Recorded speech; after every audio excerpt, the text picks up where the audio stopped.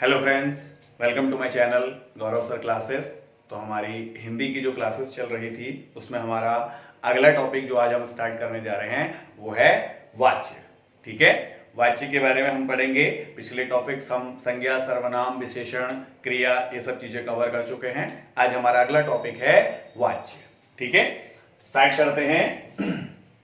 सबसे पहले वाच्य किसे कहते हैं? वाच्य क्रिया का वह रूपांतरित रूप है या क्रिया का वह रूपांतरण है जिससे हमें यह पता चलता है कि वाक्य में किसकी प्रधानता है। ठीक है, देखिए वाक्य में किसकी प्रधानता मतलब कर्ता, कर्म और भाव। इन तीनों में से वाक्य में किसकी प्रधानता है, इसके आधार पर हम निर्धारण करते हैं किसका? वाच्य का। ठीक है, क्रिया का वह रूपांतरण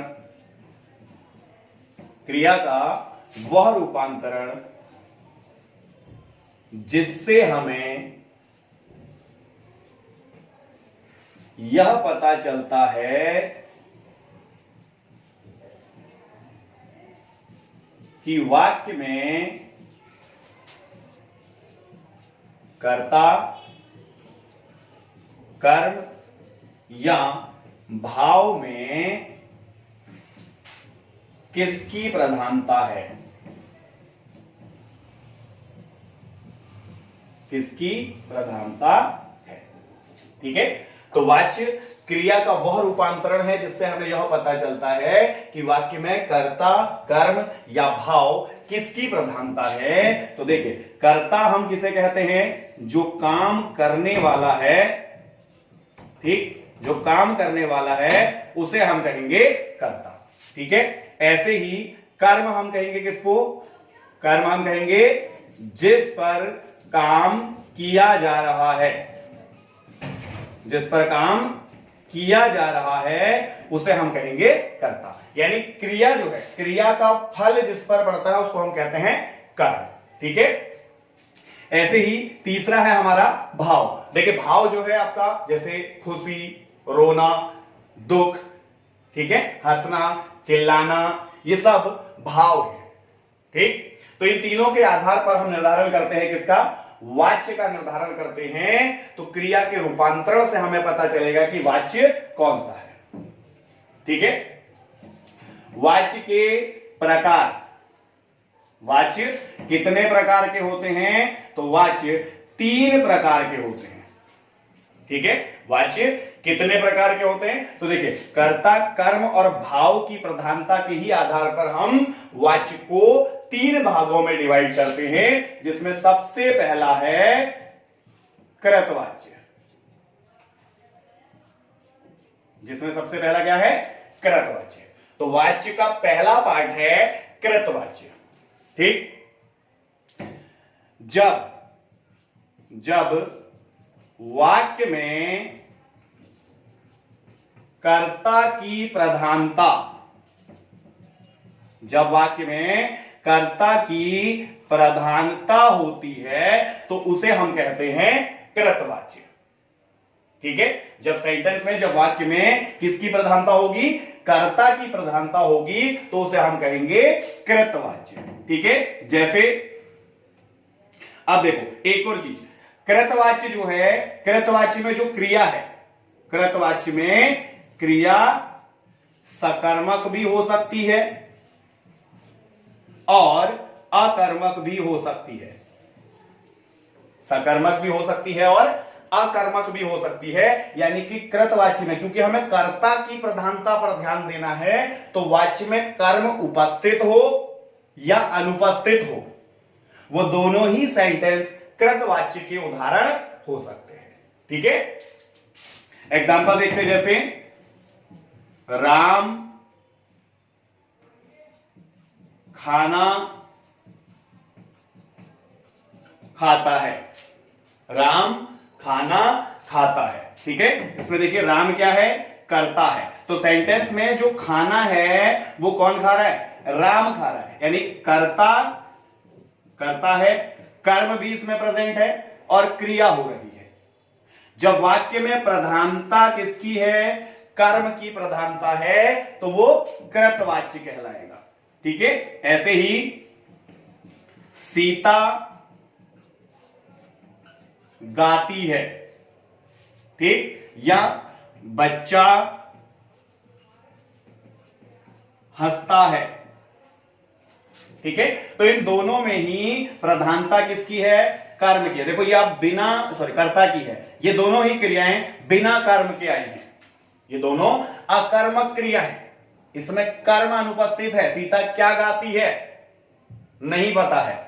बच्चा हंसता है, बच्चा क्या हंसता है, यह भी नहीं पता है। तो ये दोनों क्रियाएं कैसी हैं, अकर्मक में। यहां हमें पता चल रहा था राम क्या खाता है, खाना, तो सकर्मक क्रिया थी। कृतवाच्य में सकर्मक और अकर्मक दोनों ही प्रकार के उदाहरण आते हैं। ठीक है, बस ध्यान इस बात का है कि प्रधानता किसकी रहेगी, कर्म की प्रधानता, कर्ता की प्रधानता रहेगी। किसकी प्रधानता रहेगी, कर्ता की प्रधानता रहेगी, किसमें, कृतवाच्य में। ठीक है, दूसरा प्रकार देखते हैं इसके बाद वाच्य का। दूसरा प्रकार कृतवाच्य के बाद दूसरा प्रकार है कर्मवाच्य। दूसरा प्रकार है कर्मवाच्य। देखिए जैसे कृतवाच्य में कर्ता की प्रधानता थी, तो वैसे ही जब वाक्य में कर्म की प्रधानता, कर्म की प्रधानता होती है, प्रधानता का मतलब है इंपॉर्टेंस। जब वाक्य में कर्म की प्रधानता होती है, तो उसे हम कहते हैं कृतवाच्य। कैसा वाच्य कहलाएगा, कर्मवाच्य कहलाएगा जब कर्म की प्रधानता होगी। कृतवाच्य कहलाएगा जब कर्ता की प्रधानता होगी। ठीक है, देखिए यहां पर कैसे कन्वर्ट होता है सेंटेंस कि कृतवाच्य में यानी कर्ता की इंपॉर्टेंस को कम करके हम कर्म की इंपॉर्टेंस को बढ़ा देते हैं। पीछे हमने एक एग्जांपल बोला था, राम ने खाना खाया। ठीक, इसी को अगर हम कर्मवाच्य में बदल दें या इसमें हम कर्म की प्रधानता को बढ़ा दें, तो कैसे, देखिए इसमें क्या होगा, खाना राम के द्वारा खाया गया। ठीक है, यहां पे देखो हमने के द्वारा जोड़ करके क्या कर दिया, कर्म की प्रधानता को बढ़ा दिया है। ठीक है, खाना राम के द्वारा खाया गया, तो के द्वारा जुड़ने से यहां पे क्या हो जाएगा, कर्म की प्रधानता बढ़ जाएगी। दूसरा, ये जो क्रिया है, ये जो वाच्य है, इसमें केवल सकर्मक क्रिया आती है। इसमें केवल सकर्मक क्रिया के उदाहरण आएंगे। ठीक है, क्यों, कर्मवाच्य है, कर्म की प्रधानता अनिवार्य है, तो कर्म की उपस्थिति भी अनिवार्य है। सकर्मक में क्या होता है, सकर्मक में कर्म उपस्थित होता है। जब वाक्य में कर्म उपस्थित होता है तो उसे हम सकर्मक कहते हैं। तो ऐसे ही कर्मवाच्य में कर्म की उपस्थिति अनिवार्य है, तो अकर्मक इसके पार्ट में नहीं आएगा। ठीक है, दूसरा एग्जांपल, इसको हम सिंपल ऐसे भी लिख सकते हैं, खाना खाया गया। ठीक, या लेख लिखा गया। इनमें किसकी प्रधानता है, कर्म की प्रधानता है। कर्म की प्रधानता को हम के द्वारा से भी बढ़ा सकते हैं, या अगर हम कर्ता को ही अनुपस्थित कर दें, कर्ता ही सेंटेंस में ना हो, कर्म के आधार पर खाना खाया गया, किसके द्वारा, कर्ता है ही नहीं, तो अपने आप किसकी इंपॉर्टेंस है, कर्म की इंपॉर्टेंस हो जाएगी। ठीक है, तो दूसरा पार्ट है आपका कर्मवाच्य। क्लियर है, जब कर्म की इंपॉर्टेंस बढ़ जाएगी, जब कर्म का महत्व बढ़ जाएगा, कर्म की प्रधानता वाक्य में बढ़ जाएगी, तो वो कर्मवाच्य हो जाएगा। ठीक, तीसरा प्रकार देखते हैं इसके बाद। तीसरा प्रकार है भाववाच्य। तीसरा प्रकार है भाववाच्य। ठीक है, भाववाच्य किसे कहेंगे, जब वाक्य में भाव की प्रधानता होती है। जब वाक्य में भाव की प्रधानता होती है तो उसे हम कहते हैं भाववाच्य। तो उसे हम क्या कहते हैं? भाववाच्य कहते हैं। अब देखिए यहां पर भाववाच्य में केवल अकर्मक क्रियाएं आएंगी।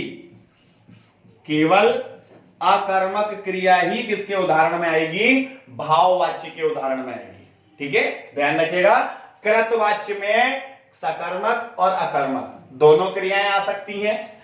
कर्मवाच्य के उदाहरण में केवल सकर्मक क्रियाएं आएंगी और भाववाच्य के उदाहरण में केवल अकर्मक क्रियाएं ही आती हैं।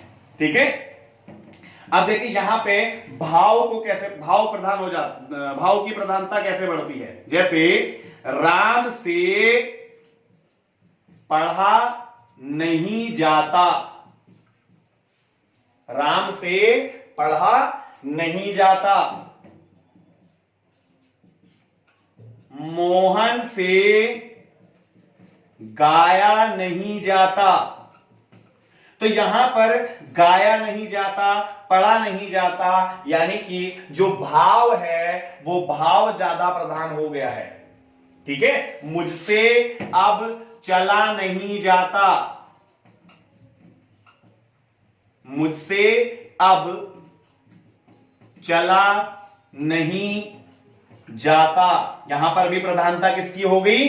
भाव की प्रधानता हो गई है। भाव है, चला नहीं जाना भाव है, गाया नहीं जाना भाव है, पढ़ा नहीं जाना ये भी भाव है। ठीक है, यहां पर हम पढ़ना नहीं बोल रहे, पढ़ना बोलेंगे तो क्रिया, गाना क्रिया, चलना क्रिया, लेकिन हम बोल रहे हैं पढ़ा नहीं जाता, गाया नहीं जाता, चला नहीं जाता, हंसा नहीं जाता, रोया नहीं जाता। ये सभी क्या है? भाव है। ठीक है, ये सभी क्या है? भाव है। तो जब वाक्य में भाव की प्रधानता होती है तो उसे हम कहते हैं भाववाच्य। ठीक है, इसके अलावा कहीं कहीं पर देखिए जो कृतवाच्य है, कृतवाच्य, कर्मवाच्य और भाववाच्य, इसमें कर्मवाच्य और भाववाच्य को कंबाइंड रूप से अकृतवाच्य, कंबाइंड रूप से अकृतवाच्य भी कहते हैं। किसको? कर्मवाच्य और भाववाच्य को कंबाइंड रूप से हम अकृतवाच्य भी कहते हैं। ठीक है, एक बार परीक्षा में आया हुआ क्वेश्चन है ये कि जो कृतवाच्य जिसमें कर्ता प्रधान नहीं होता उसको क्या कहेंगे? तो उसको अकृतवाच्य कहेंगे, क्योंकि उसमें फिर या तो कर्म की प्रधानता होगी या भाव की प्रधानता होगी। ठीक है, तो कर्मवाच्य और भाववाच्य को कंबाइंड रूप से साथ में अकृतवाच्य भी कहते हैं, क्योंकि इन दोनों में ही कर्ता की प्रधानता नहीं होती है। ठीक है,